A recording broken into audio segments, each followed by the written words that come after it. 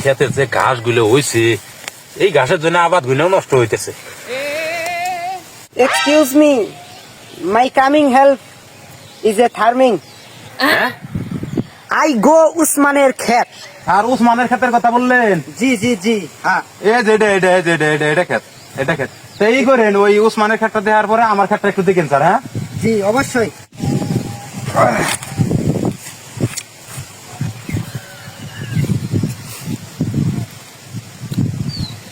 এটাই ক্ষেত? জি স্যার, এটাই ক্ষেত। এটা কতটুক ক্ষেত? এতটুক এইটুক ক্ষেত? বেশি ক্ষেত না স্যার, এটা 2 শতাংশ ক্ষেত।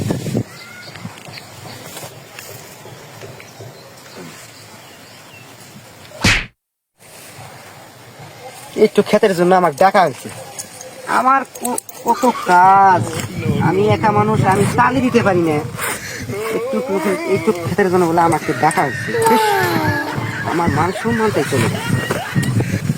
কি চাকরি করি না করি মান সম্মানটাই চলে যায়। এই ভুল করতাম না। এই জায়গায় আমি জীবনে এই জায়গায় বললে আমার কি লাগছে, আমার মতো মানুষ।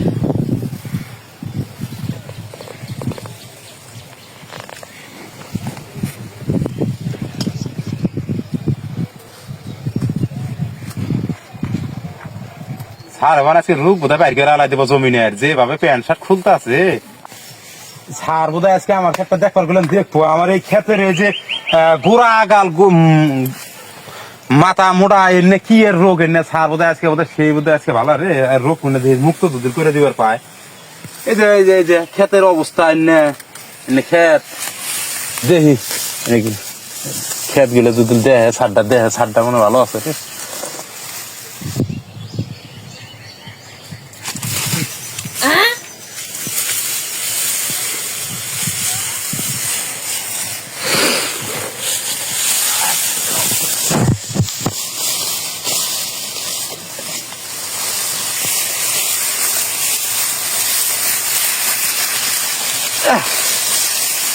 কি জমি, ঘাসই নেই।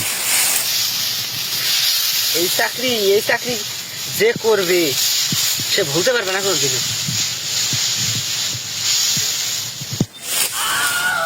এনে এনে না আমি কি করতেছি আর দেখলাম আর প্যান্ট শার্ট শু পরে আইছে, কামলা দিবে রে শু টুই আবি যাবি পরে আহে।